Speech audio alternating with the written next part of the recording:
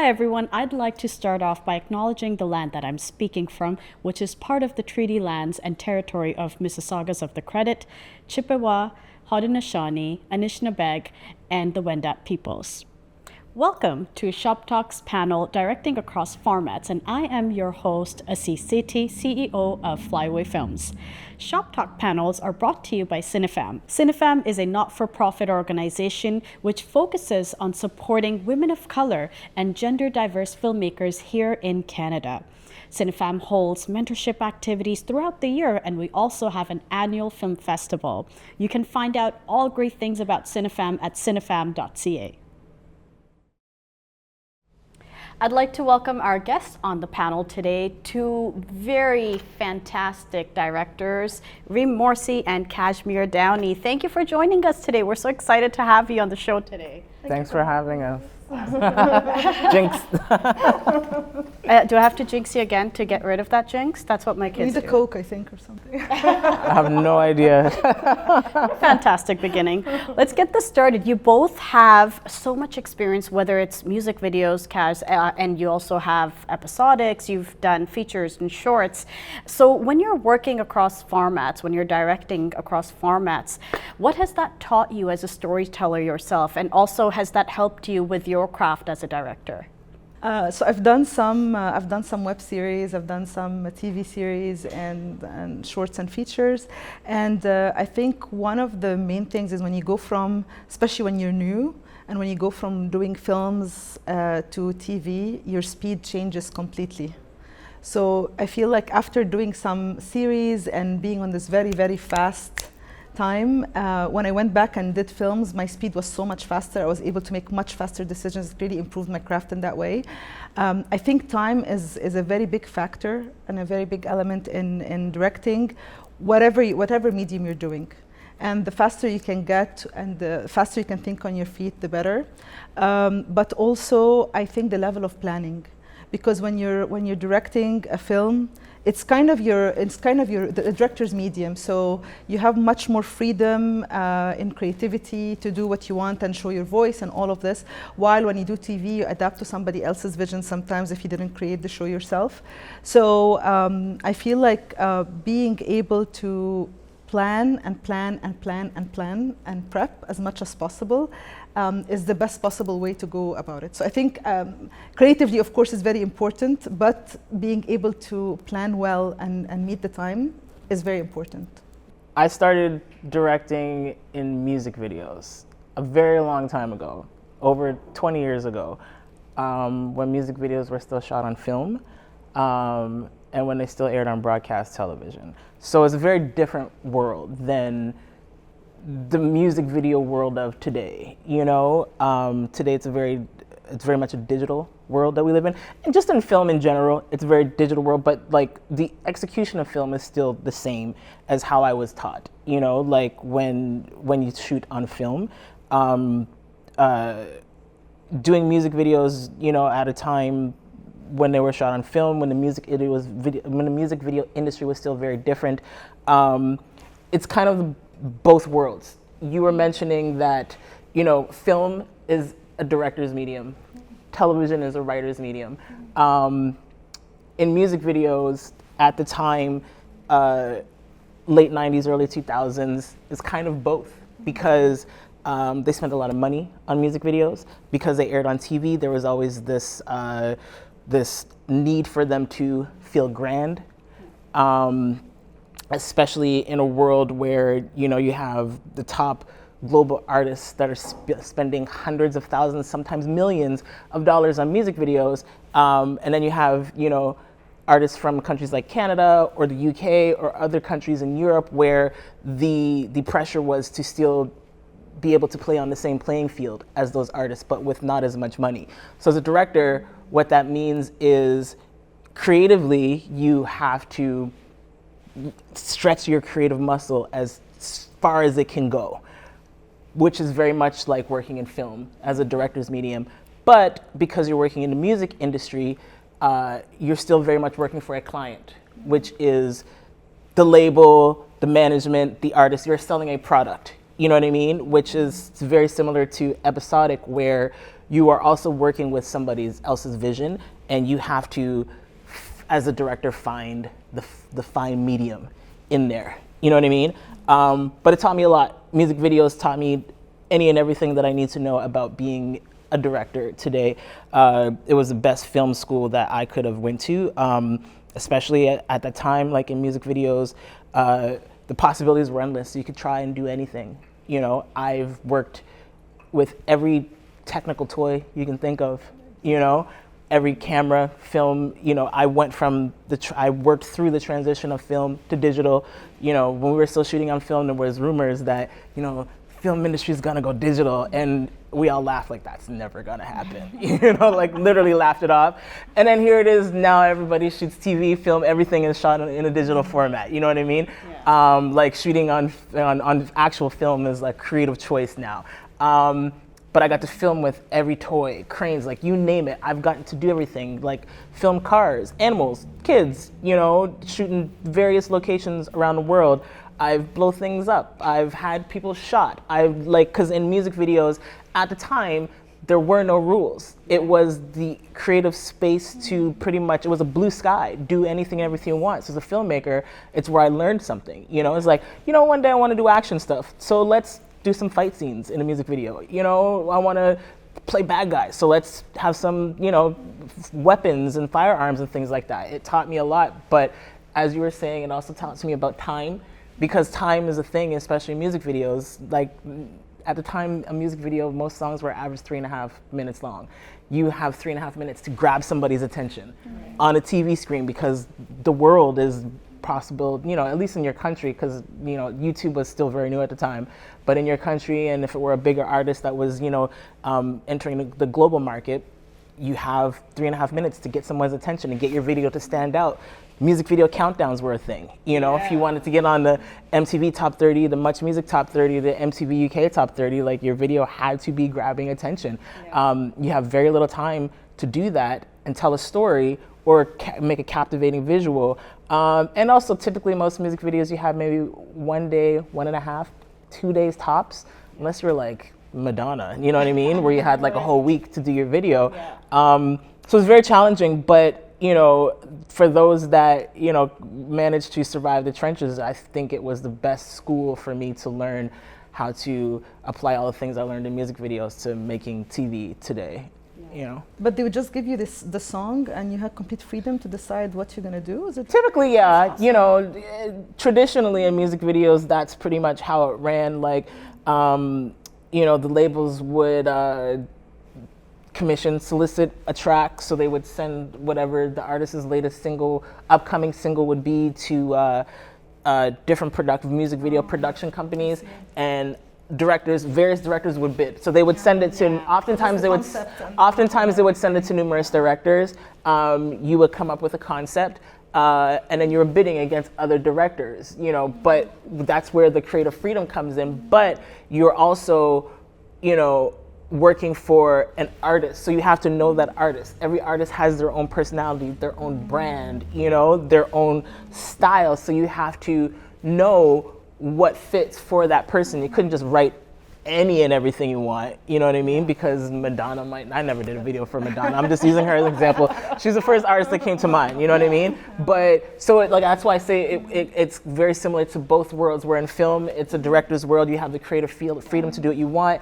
And in TV, you, as a director, you're working for the showrunner, and you didn't create the show, so you have to fit in that world. And in music videos, it was literally both of those things combined in one, and you had to figure out where you fit and all that. And as a director, as a creative, still stand out on your own, you know, and make yourself different from all the other directors in that big fishbowl, you know, so. And now that bidding process has become a norm in the commercial industry, where corporate commercial, it's like you are going against every agency and every director you can think of, and it's becoming harder and harder to break into that world as well. Totally, yeah.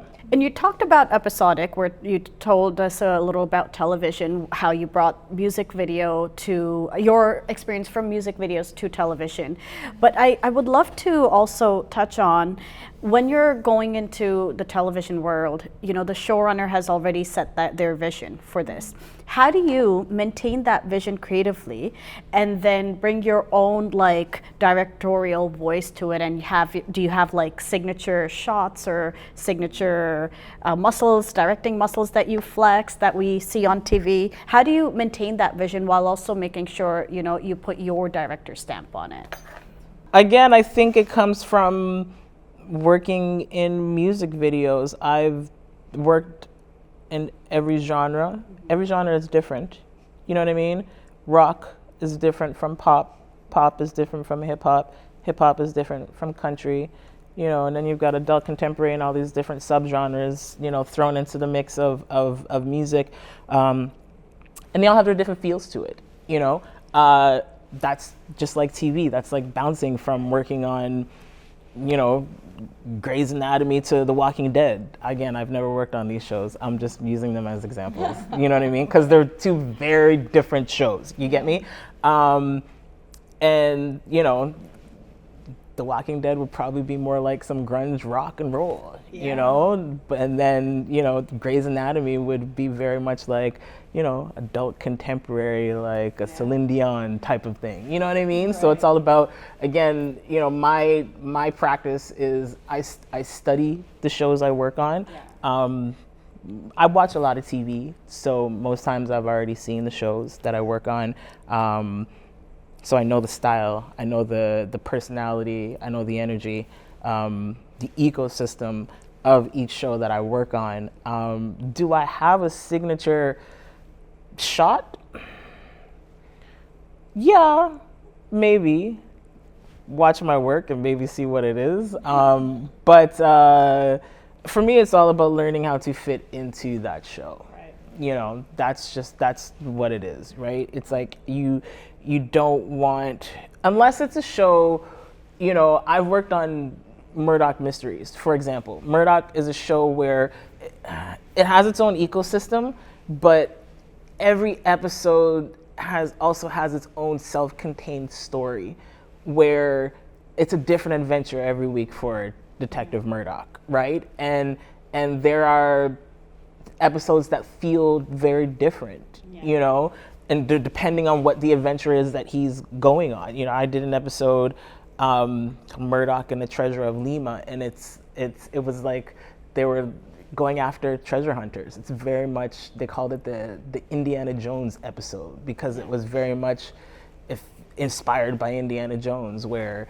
you know, the treasure was buried deep in like in a mountain, in a tunnel somewhere, right? In a cave, right? Which is very Indiana Jones of it all, you know? But then, you know, Murdoch they've had a musical episode where every character sang and had to learn to sing and dance and things like that, you know?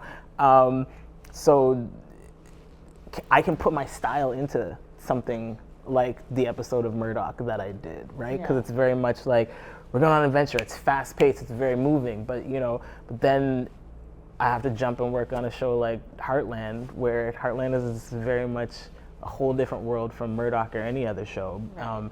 And it lives in its own world. And it's also a very popular show where the audience is used to seeing the show in a certain style, right? Where, again, that's where I have to watch the show and learn to fit within that world.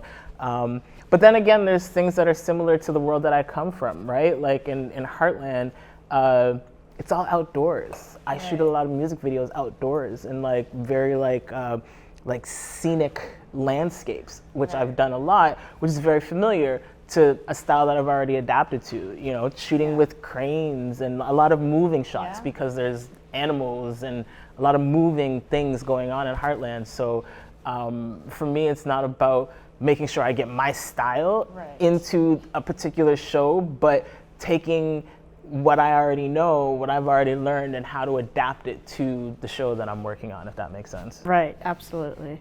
And Reem, how about you? Completely agree with what Kashmir said, but what I do, like from a very practical standpoint, I would watch every single episode that was done in the show before, but I will focus on the last two, like maybe last season, like the one I'm going to be working on. I would go through scene by scene, shot by shot to see how they did that, and then I would decide how I would have done it differently. But then when I take the script that I'm going to be directing, I would think of it this way, so I can maintain the same pacing and texture and style of the show. Another thing I would do is sometimes I would go and attend one of the shoots from the previous director to see how they're interacting with everybody on set. What are the rules? What are the problem areas? Because there's so much also issues that come up on set. So it's important to kind of be aware of this, learn everybody's name who's working there so you can call them by their name. It adds a feeling of warmth and respect to the people you're working with. If there are dailies that you can access and watch in advance, that really helps a lot.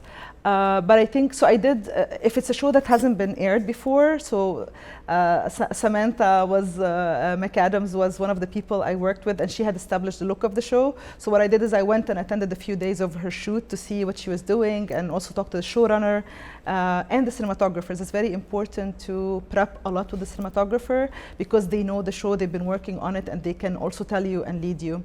There is some leeway for directors to be creative and have their own voice with maintaining the same pacing and style of the show.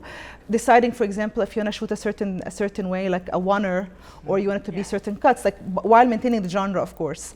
If you want to high and low angles, but as long as you're keeping, so you can still do a lot that doesn't alienate the audience and still maintain the show. So it's very, again, like I've mentioned before, the prep is very important, but also what really helps me is seeing a few episodes before mine and just see where the show is right now, and then think, how would I have shot this differently while maintaining the show? And that kind of gives me more space while I'm working with the script and deciding what shots I'm going to be using. I love that you both have given us like a little masterclass on how to direct for episodic television. I love that. Thank you. I agree. I'll just say also, like, for me, because some, like you were saying, everything is about the clock. As a director, we're always on the clock, so there's not always a lot of time you can't be creative and unique with every scene. But usually what I do, it's something that you kind of touched on as well, is I'll pick a scene that I can truly make my own in some sort of way without getting too crazy. You know what I mean? I like shooting with drones. So there was one scene in an episode I did of Heartland last season 18, where I shot a scene with a drone because one of the characters was being stranded like in the middle of nowhere, and so it's like, let's shoot that, let's end that scene with a drone shot of her just by herself and show that she's literally in the middle of nowhere. Cell phone is broken, no one knows where she is, she can't be contacted, to make that feel, like that for me, it allows me to get that creative itch out as a director, and then I can go on with the rest of the show fitting into the formula of that show moving forward. Because most shows they're all formulaic. Yeah. You know what I mean? Yeah. It doesn't, every single show you work on has its own formula, and when you're working in episodic television, you're a director for hire. Your job is to come in, get that episode shot without making it feel too crazy. You know what I mean? Yeah. Like you can't fit the round peg into the square hole. You're supposed to just make it fit with that. That's why when people watch TV shows, the average viewer can't tell that every one of those episodes was directed by somebody else, or every other episode was directed by somebody else. You know what I mean? Right. They can't tell that, and that's our job, because if we do the opposite, we probably won't work on that show or any show ever again. You know what I mean? But so your job is to figure out the formula, which, like you said, and which I do, is I watch the show. I watch a lot of TV, so I've probably already seen the show. If I haven't, I watch as much of it as I possibly can. And I do that before I even get the job. Like if I'm having a meeting with, say, the showrunners, the producers, I've done that research that you're talking about already, because I need to show them that I can fit into their world, or they're not gonna give me the episode or the block at all, right? So, but then I said, once I get the gig and in prep, while we're doing the prep, I'll usually find one scene where I can get my creative thing, and whatever that is, you know, like I said, sometimes it may be shoot on a drone, maybe it's a particular crane, maybe it's a oneer, you know, where I can get away with just shooting this in one. Let's get the Steadicam op out for the day and do this one shot, or shooting through things, or whatever it may be, just to get that itch out, and then, all right, now let's, you know, do the rest of the show. Absolutely. So it's great we talked about episodic television. I want to go back into shorts for emerging directors, especially because most of our audience will be emerging directors. They've either already made a short or are going to make a short. So for them, what are some of like storytelling muscles or things that you've learned while making shorts that you bring to longer formats? The biggest thing that working in short form narratives help to expand my skills as a director is working and directing on-screen talent. You know, as I mentioned to you earlier, working in music videos sort of helped me hone the technical skills required of a director. But again, in music videos, there's no dialogue. Sometimes there's like little skits or whatever, but it's very short. You know what I mean? Yeah. So it helped. The music videos help to like hone the visual skills, right? How to make things look nice. Right. You know what I mean? How to build a world visually. But working in short form narratives, i.e. short films, that's where I really got to exercise directing the actors, right? And how to make the acting and the visual directing all fit and blend together to make one beautiful picture, so to speak, right? Because I didn't really get a chance to do that a lot. I mean, you know, working with music artists is not an easy thing either, you know. I've done that. It's challenging on its own, but I think, and I'm very, as a director, I'm very big on story. Like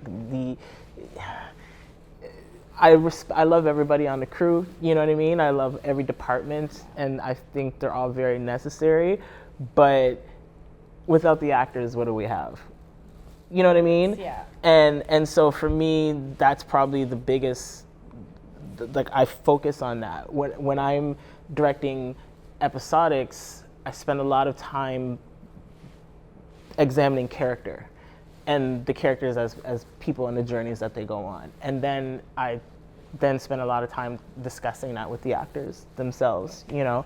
And I working in short films gave me a chance to really do that, especially because in short films, you know, short films are a labor of passion, right? You know, we don't get paid for them. You know, a lot of times we're paying for them out of pocket, or we've spent all this time applying for grants so we can get the money to make them. And essentially, like, short films are a tool as directors we use to get our name, our work out there, to show what we are capable of doing, so that people will consider us for feature-length films or for episodic television. And I find that most what people want to know, the decision makers, is, can you work with actors? Yeah. That's the most important thing. For me personally, I don't know if you agree, but you know, it's, can you work with the actors? Because when you remove the actors, it's what is it? You know what I mean? Yeah. It's some interpretive piece, you know? But I think for me, it's the most important. There are many other tools that go involved in it. So I think, like, you know, my advice, like for me, when I did a short film when I was in the director's lab at the Canadian Film Center, the CFC, called I Remember the Footprints in the Snow. And I wrote that short and directed it with very distinct intent. You know, because when I did the director's lab at the CFC, I had already come off of nearly 20 years plus experience working in every format except for narrative. I had done commercials, music videos, documentaries, you name it. Literally every format except for narrative, right? And the only difference between everything else that I had done in a short film was working with actors, you know, and can I tell a dramatic type of story or something that resonates with an audience in the narrative way. And you know, that's what I wrote that film to show that I could do that. You get what I'm trying to say? Yeah, absolutely. You know, people want to know, like, can Kashmir direct drama? I want to direct drama TV shows. So here's your drama. I wrote it, I directed it came off from my brain. Here's what I can do. And like I said, that's pretty much the intent of what short films are, right? It's to show how far your reach can go as a director in those different type of narrative worlds. So it's like, my advice to emerging directors, you know, it's like, if you want to direct horror films, go make a short horror. If you want to direct drama, you know, I wanted to direct, you know, 1 hour episodic drama television. So I wrote and directed a short that fits into that world, so that I can use that as a tool to see what it is that I'm capable of doing. If you give me that opportunity, if you want to direct comedy shows, go make a comedy short. You know what I mean? So. Absolutely, absolutely. And Reem, how about yourself? What storytelling muscles do you take from your shorts that you've made into your feature or your television episodics that you work on? I mean, this was very good advice. I have a slightly different perspective on shorts. I feel like shorts is a chance for you to take a risk and be out of your comfort zone. So, like, it would be, because when you're on higher budgets or when you're doing features or TV, there's very little room that you can take risks. But if you do that in shorts and try something crazy that you haven't done before, or something you've always wanted to, how would that look like? I think shorts is the right place for you to do that. One way to maybe combine both our advice into one is, if budget and time allows, maybe have some safety takes that would, in case your idea that's out of your comfort zone doesn't work out, then you have a few safety shots that you can use instead to cover that. So, and use it as an example of your work in the genre that you want to work. So, but I really feel like I wish I had taken more risk with my shorts, because I would have experimented a lot and tried things and then known whether it can go into features or TV and all that. So there's a short film that I'm going to be shooting in December, and I'm hoping to make it into a feature. So I'm going to be using that short as the risk to try. But the difference is, I've done other films before. So unlike an emerging filmmaker, it's good if you can do both, risk a few shots, but also have safety that will cover you in case the ones don't work out very well. That's great advice, yes. I love that, you know, you can also take the short, build it as your portfolio, or take that short and take risks and try something new. Yeah, great. I would love to touch on features a little bit. When it comes to budgets and distribution, there's so much pressure on a director, you know, and then you have these creative choices that you want to make as a director. Maybe you've written the script and you're directing this, but your budget is not allowing you to fulfill your vision. Have you ever experienced a moment like that, and how did you navigate that challenge? I really think there is always something you can do creatively that would be interesting, no matter what the budget is. Because you can do something, let's say, for example, you felt that the dramatic feel would come if you just have the camera at a very high angle and do this and do that, but then there's no budget to do it. It could also create the same creepy feeling if you just slowly creep in with the camera and get close. You know, like, there are certain ways, if you do enough prep. That's why I was stressing prep so much, because any mistakes I've done on set before were because I didn't prep well a certain scene, or thought, yeah, that can be done easily, you know, and I don't do that anymore. I have to prep, because it's very important to have also a plan A and a plan B. So for every scene, this is the dream shot list, and you work on it with, like, you share it with your AD and with your cinematographer and even the editor, which would be amazing to involve at an early stage, and see how that works. But then, if all of the dream sequence doesn't work and we're out of time, because sometimes problems happen, a camera breaks down, but you have to make your day anyway, or, you know, a crew member isn't there, or a cast member isn't there, and you have to, like, cram everything in the last few hours, you know, of the shoot. So having a plan B that is still creative and satisfies what you want, and you can find shortcut solutions that will not be as glamorous and the original idea that you have, but will still give an amazing creative look for the film. So that could really, I think that could really work, and no matter what, even if you're stuck in a corner and you can only shoot in that direction, you will find a way out into making it something creative if you've prepped enough. So I would love to ask, to wrap it up, What are some changes you want to see in the Canadian film and television landscape when it comes to giving more opportunities to women of color directors? I think, first of all, I really hate thinking of myself as a woman and a woman of color. I'm a director. You know, so I really hope that this kind of idea that people see us in a certain way disappears, but of course it's not going to happen overnight. One of the things that were helpful to me at the very beginning is doing shadowing programs and this kind of thing, but really bothered me because I've seen my peers who are male and not BIPOC don't have to go through the same thing, even though it's a similar experience and sometimes even less experience than mine. But if it's the route that we have to go to instill some confidence in the higher ups and the decision makers, a possibility would be shadowing for a job, for example. As the second possibility, because I've shadowed a lot on so many shows, but then it's not shadowing for a job, so you just get the experience and okay, can you hire me? A great model will be doing 1 episode as a shadow and 1 episode as a director, or 2 episodes as a shadow and vice versa.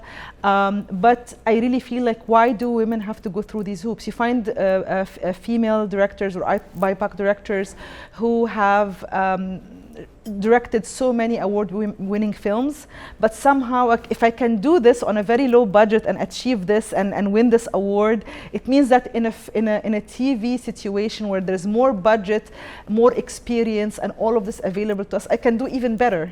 There is no way, there is no reason for not trusting me because I'm not someone who's part of the club.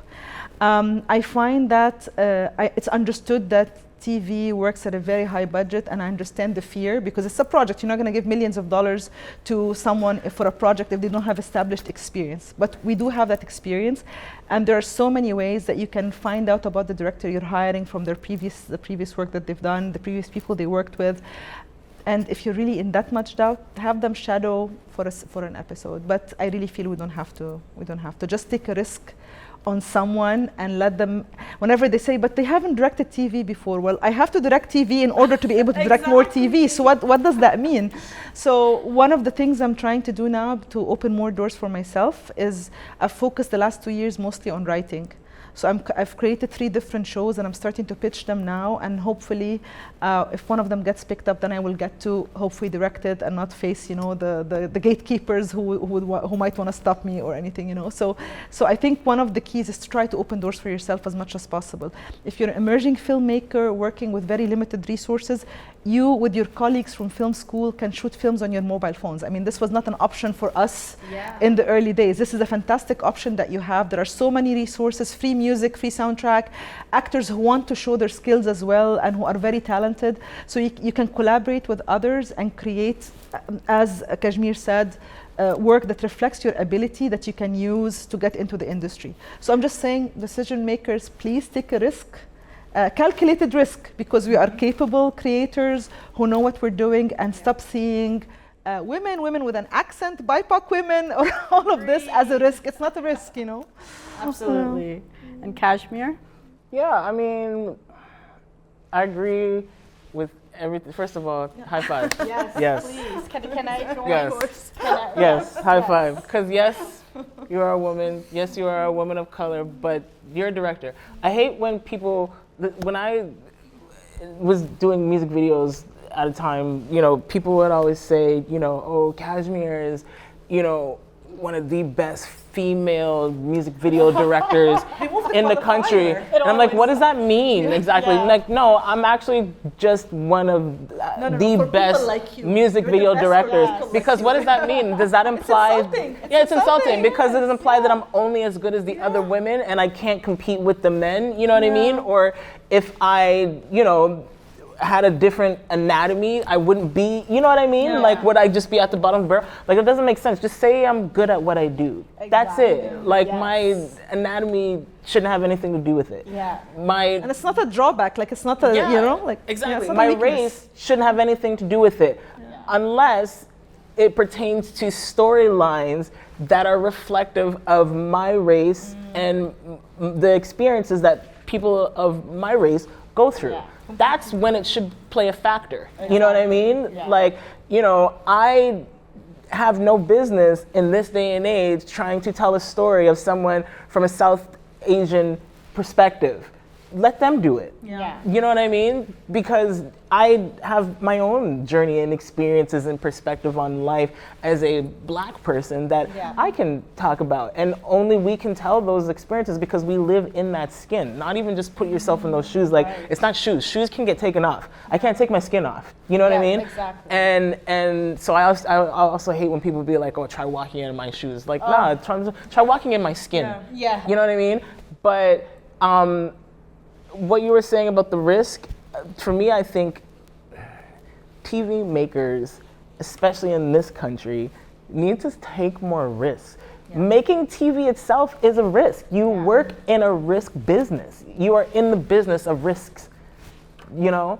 So why are you so afraid? And it's just silly to me, you know, that we live, especially in our country, where everything is about checking a box.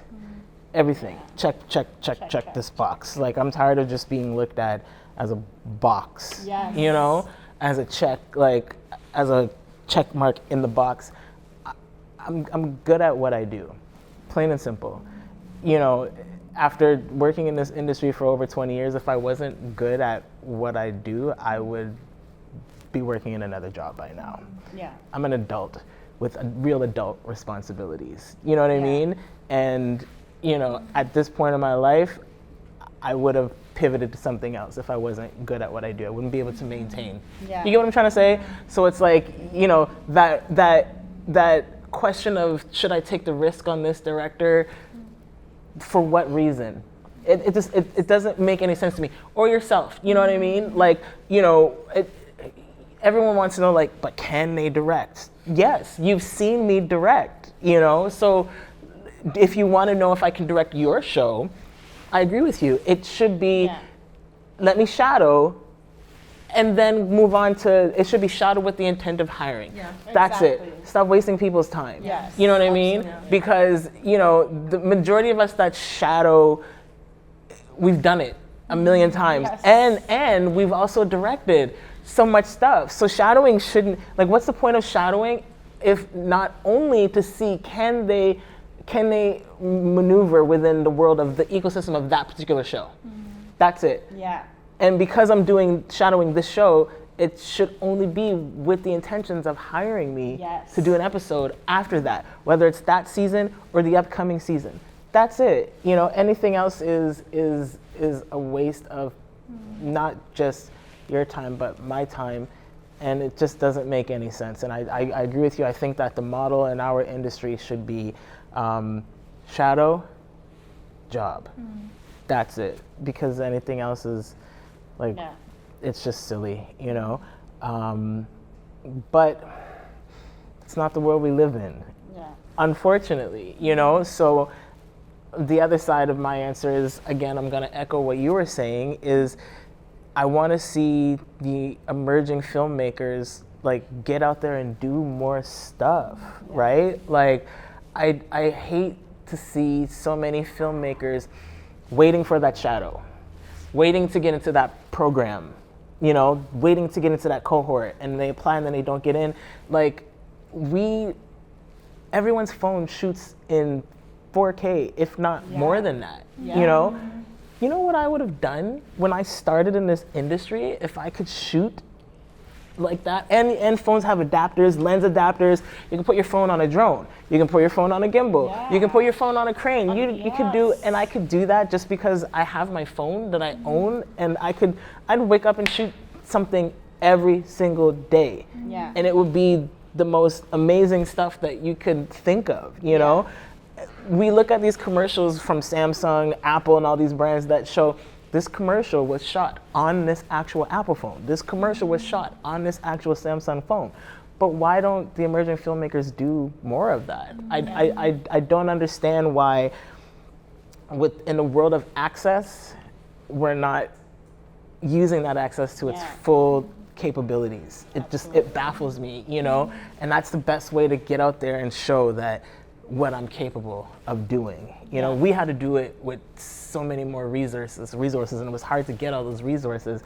And now the younger generation have these resources in the palm of their hand, and they're not using it to its full advantage, and it doesn't make any sense to me. So my advice is like get up and go shoot something. Like and do it well, you know. You can go to film school for free. Go online and learn to do it.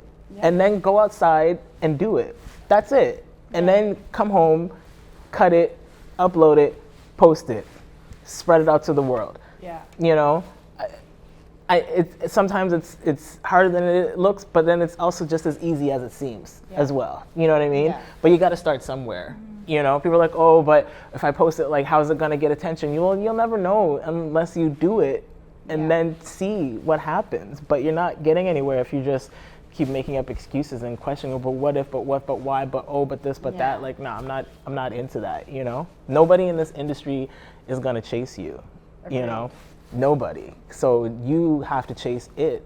Yeah. That's just the reality of the industry we work in. You know, and if you can't accept that one simple rule, then maybe you shouldn't be a filmmaker. Yeah. You know? Yeah. Maybe you're not ready for the industry. You're not ready for the industry. But if you are, you know, get out there and do it. And it's rewarding. I think, like, as filmmakers, I honestly think we have, like, the best job in the world. Like, we get to tell stories for a living. We get to connect with people. I say all the time, like, I literally get to play make-believe for a living. That's awesome. I'm literally living my childhood. You know, I was an only child for the first 10 years of my life, so I spent a lot of time playing make-believe, you know what I mean? And now I'm like, I still play make-believe as an adult. I just get paid to do it now. That's freaking awesome, you know? And I think it's the best job in the world, you know what I mean? That we get to make people feel things and think things and entertain people. And I just think that's so awesome, and it's so rewarding, but it's a lot of work because nothing worth having doesn't come with hard work, you know? So get out there and do the work, man. And just to add to this was very beautifully said, it's a career of passion. It's very exhausting, it's very draining, your whole life revolves around it. So if you don't have the passion for it, get out now. You'll be wasting your time otherwise, you know? Yeah, absolutely. I tell people that all the time. I teach a lot of like workshops and for like emerging artists and things like that. And I tell them all the time, like, you know, if you're doing this with the intent of getting rich, just quit right now, because that's not what it's about. You know what I mean? Oftentimes in our industry, the reward is a big check, but oftentimes the reward is making an awesome film. And working with amazing people and somebody just saying, hey, I watched your film and it touched me in a certain way. That's rewarding to me. You know what I mean? Sometimes the reward is, you know, getting to travel to somewhere I've never been before, not making a dime off of it, but I got to go somewhere and film something, and now it's out there on a screen for the world to see. That is rewarding, you know? Like, that's why I do this, because I could not tell a story to save my life. You know what I mean? If somebody were like, you'll live forever if you just don't tell any stories, I couldn't do it. You know what I mean? Like, it just wouldn't be possible, because I live to tell stories. I live to make film. It's all I've ever wanted to do, but it didn't come with sacrifice and a lot of hard work and me questioning, like, why am I doing this? I still question, like, why am I, like, you gotta be a real messed up individual to wanna do what we do for a living. You really do, you know? But at the same time, I wouldn't trade it for the world. It's awesome, but it comes with a lot of hard work, you know? And if you think you're built for that hard work, then go for it. But if you're not willing to put in that work and put in that, and you don't have that passion for it, then, you know, maybe you should go study business or law. Absolutely. Thank you so much. What an incredible conversation this was, and very fun too. Because I was like, yes, absolutely. But thank you so much for joining us today. Thank you for having us.